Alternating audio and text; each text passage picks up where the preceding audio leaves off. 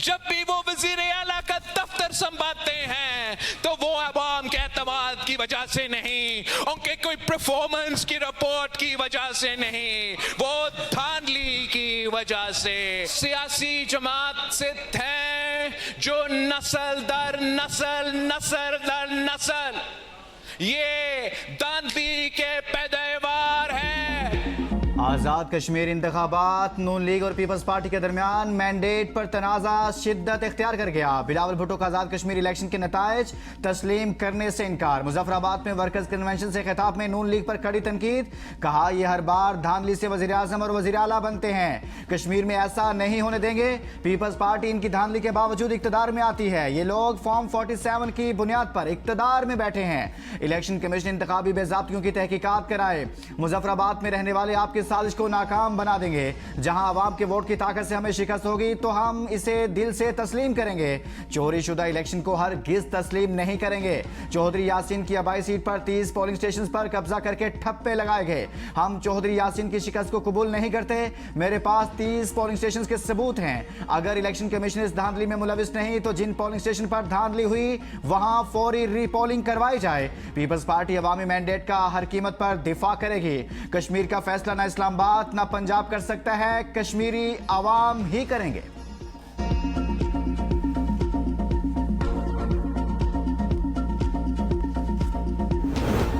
Peoples party के धांधली के इल्जामात पर मरियम नवाज ने क़यामत का वक्त पूछ लिया। कहा पीपल्स पार्टी जो धांधली की बारीक वारदात की मास्टर है, धांधली का रोना रो रही है। सोशल मीडिया पोस्ट में तंज करते हुए कहा आपके पास कारकर्दगी होती, गवर्नेंस होती, अवाम के लिए एजेंडा होता तो दूसरों पर हमलों में वक्त ज़ाया ना करते। सिंध में 17 साल हुकूमत के बावजूद बताने को कुछ नहीं था। अब धांधली का रोना नहीं, अपनी कारकर्दगी का जायजा लेना चाहिए। बिलावल भुट्टो आज़ाद कश्मीर में शिकस्त तस्लीम करें, सिंध की महरूमियां खत्म करने पर तवज्जो दें।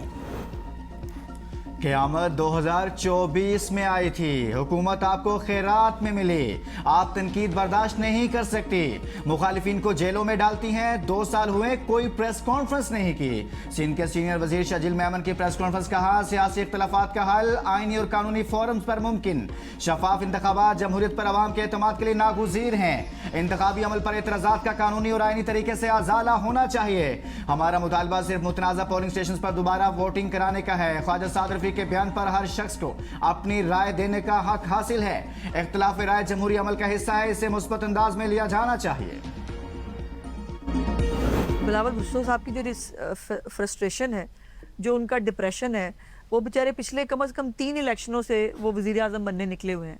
टोन, हरकतें, बातें, तकरीर का मटीरियल सारा वही है। आज़ाद कश्मीर को मकबूजा कश्मीर कह देना ये किसी पाकिस्तानी के मुंह से तो नहीं निकल सकता।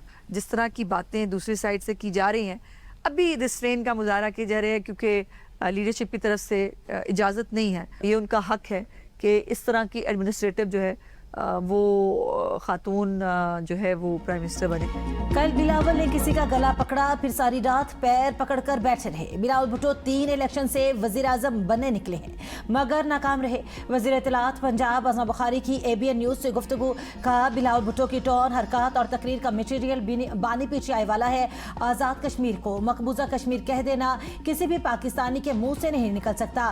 पहले सिंध को पुलिस से आज़ाद करवाए, नवाब शाह में तो मुखालिफ उम्मीदवार ही उठा लिए जाते हैं। शजीर इनाम मेमन जो जुबान इस्तेमाल कर रहे हैं, हम उससे 4 गुना सख्त जुबान इस्तेमाल कर सकते हैं।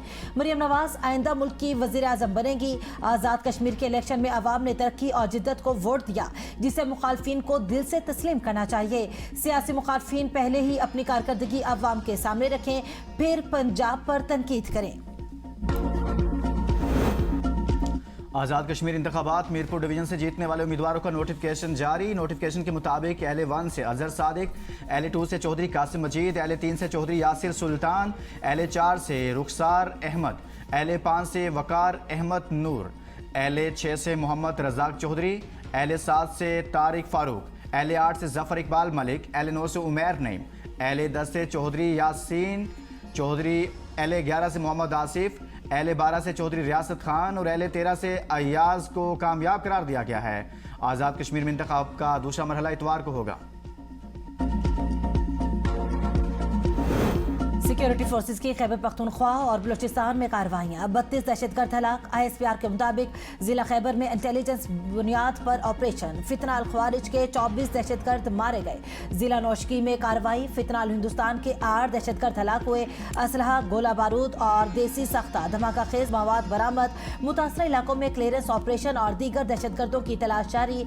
अज़्म इस्तेकाम के तहत दहशतगर्दी के खिलाफ कार्रवाइयाँ पूरी कुव्वत से जारी रहेंगी। मटा सवात में पुलिस और CTD का ऑपरेशन। 4 खारजी हलाक, मुतादिद जख्मी। ऑपरेशन के दौरान एलीट फोर्स का कांस्टेबल बहादुरी से मुकाबला करते हुए शहीद हुआ। सऊदी वज़ीर ख़ारजा के कतर, बहरीन और कुवैत के वज़ीर ख़ारजा से टेलीफोनिक राब्ते। सऊदी वज़ीर ख़ारजा ने कतर, बहरीन और कुवैत के वज़ीर ख़ारजा से अलग अलग टेलीफोनिक राब्ते किए, जिस दौरान इलाके सूरत हाल और कशीदगी कम करने की कोशिशों पर गुफ्तगू हुई। गुफ्तगू के दौरान खलीजी वज़रा ने फ्रीडम ऑफ नेविगेशन के तहफ़्फ़ुज़ पर जोर दिया, जबकि ईरान नवाज ग्रुपों के हमलों की मज़म्मत भी की।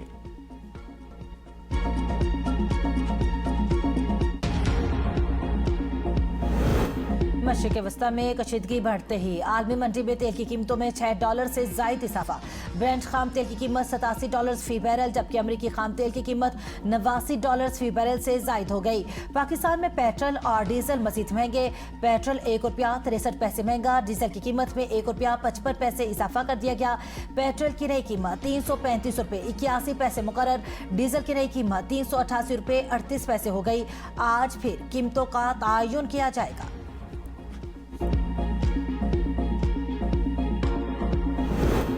पाकिस्तान मशरिक़ वस्ता में अमन के लिए दयानतदार, मुखलिस, सालिस और सहूलतकार का किरदार अदा कर रहा है।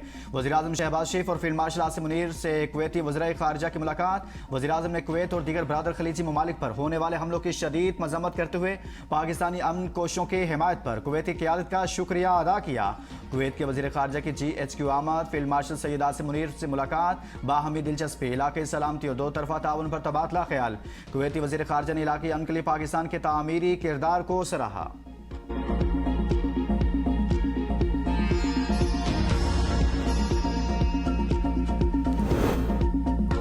विफाक ने एहसास स्कॉलरशिप प्रोग्राम बंद कर दिया। खैबर पख्तूनख्वा हुकूमत इसे अपने वसाइल से जारी रखेगी।